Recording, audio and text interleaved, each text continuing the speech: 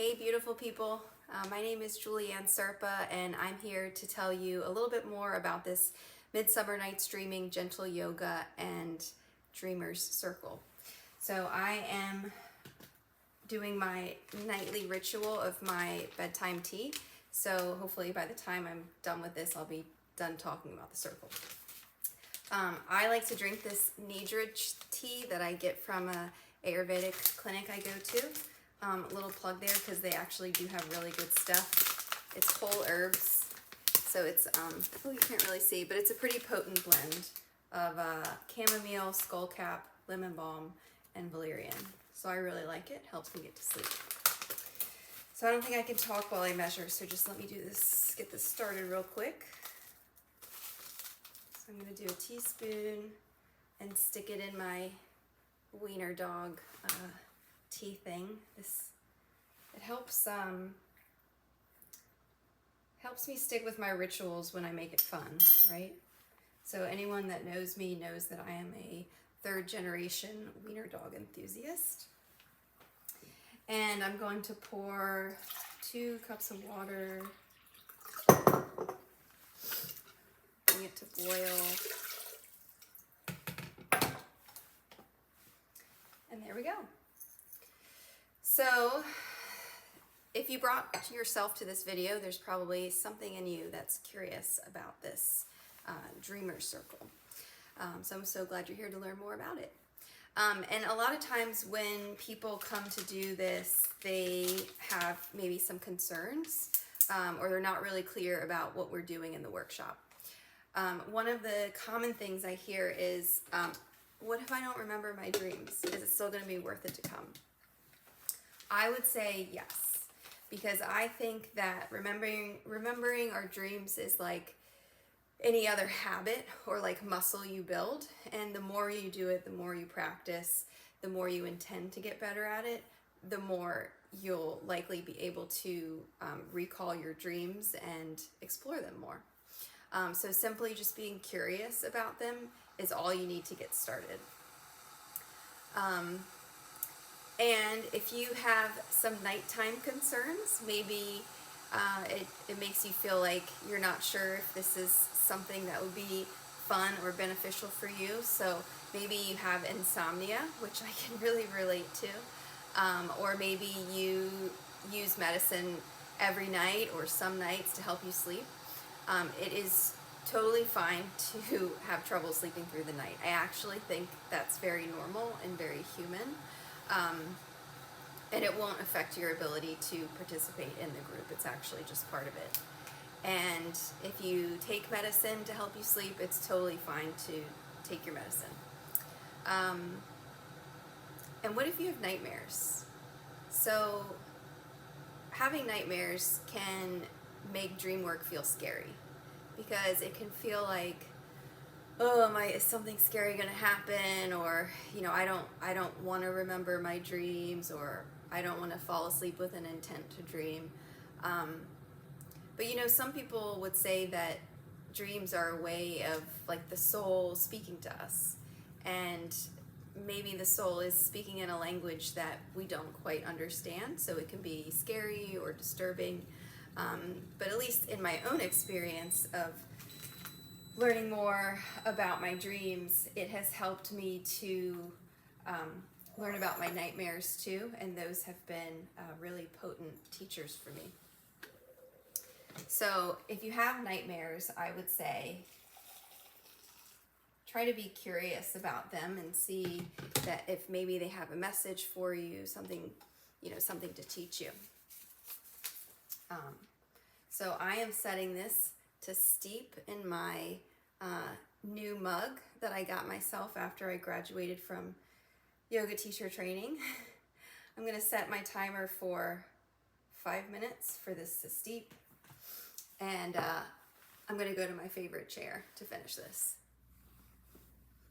All right, I think that's overkill. I feel like I'm in the dentist chair, or I'm being interrogated. All right, here we go. 5 minutes.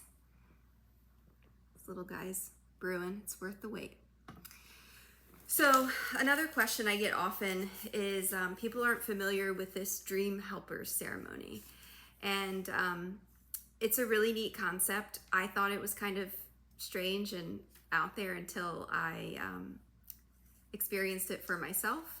I've done some studying with the Jungian Institute that I've explored this with some other people, and I found it really powerful, which is why I want to share it with other people. So in this concept of collective dreaming, I just want to be clear that there's no like visiting each other in our dreams or astral projection, or it's nothing like that. So when you do your homework assignment for the workshop, you'll simply get in bed like you normally do, but we'll talk about how we do like an intention setting on the night that we agree to dream for our target person.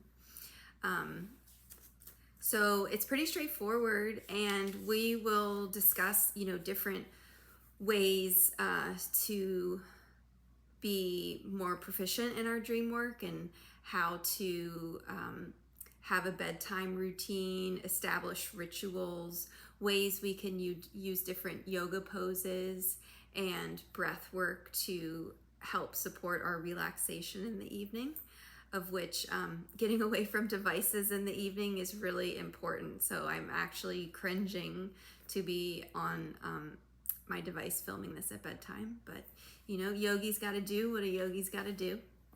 And I'm happy to answer any other questions or concerns you might have. If there's anything keeping you from signing up for the workshop, I'd love to hear about it. And maybe it's just that the date doesn't work for you. And if that's the case too, let me know, because I'd love to do some more of these and keep you in the loop about that. I still got 2.5 minutes on my timer to kill. So maybe I would say something else about nightmares, because one of the concepts of this Dreamwork workshop is about allow mode. So if you've ever experienced a lucid dream, that means like when you wake up inside of the dream and realize, oh, I'm dreaming, and then it's kind of cool to be like, all right, I want to go find a pony and go for a ride or eat a birthday cake or whatever you want to do in your dream. But when we're dreaming for the purposes of our workshop, we're operating on this allow mode concept, which many yogis know as like surrender, right? So even if you were to wake up in the dream, you would still just sit back and watch it happen. From a Jungian perspective, he would say that when we become lucid in the dream and then we take over it, that's actually we're getting like deep in the unconscious, and then the ego wants to come online and say, oh no, don't go there, let's go do something else, let's go take control. So this idea of just allowing helps to facilitate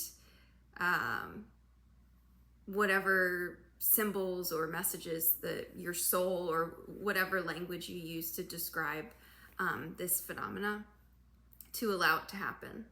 And that can be scary with nightmares, right? Because when the nightmare is happening, you're like, oh, I want to like run from the guy, or like, I don't want to drive this car off the cliff, or whatever it is.